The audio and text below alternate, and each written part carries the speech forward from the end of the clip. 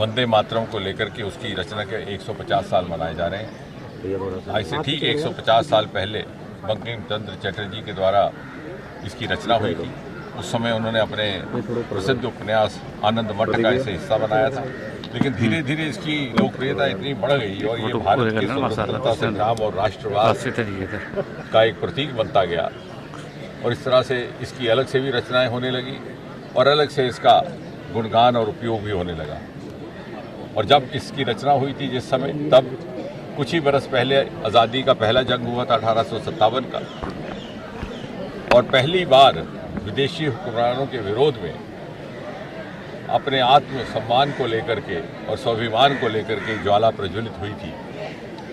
और उस संग्राम में 1857 के संग्राम में भी हमारे कुछ एक सैनिकों ने कुछ एक विषयों को लेकर के अभियान चलाया था, बलिदान भी दिया, प्राणों की आहुति भी, और उसके कुछ ही वर्षों के बाद रचना हुई वंदे मातरम की। और फिर निरंतर स्वतंत्रता संग्राम के दौरान और आज़ादी तक ये हर स्वतंत्रता से जुड़े कार्यक्रम का एक टाइटल सॉन्ग बन करके रह गया।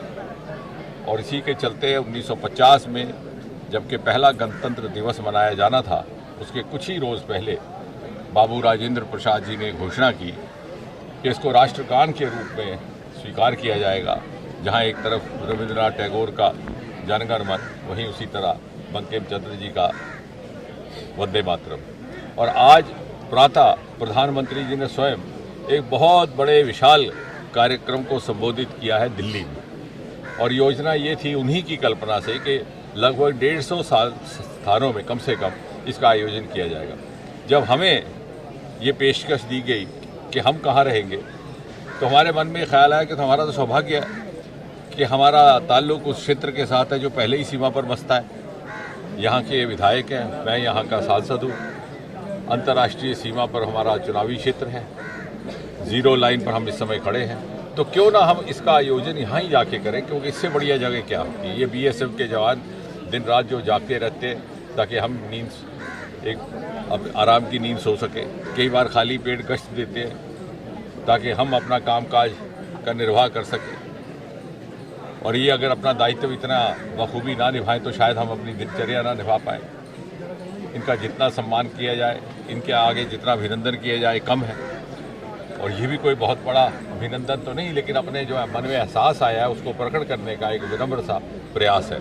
और साथ ही साथ ये वो गांव है जिसने सदा सेनाओं का, सैनिकों का, BSF का पूरा सहयोग किया है। यहाँ तक कि इस गांव के लोगों ने जब भी ज़रूरत पड़ी अपनी ज़मीनें भी दे दी पिकेट्स बनाने के लिए, बॉर्डर पोस्ट बनाने के लिए, और कभी मुआवजे तक की मांग ना की।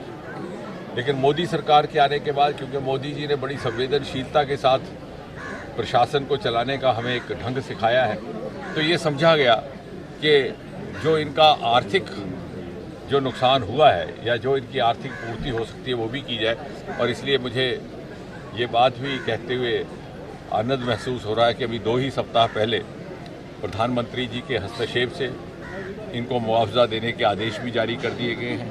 BSF अथॉरिटीज़ की ओर से वो राशि यहाँ डिविजनल कमिश्नर साहब को पहुँची, उनके माध्यम से अब DC साहब के द्वारा भिन्न भिन्न जो अधिकृत लोग हैं उनको वितरित भी किया।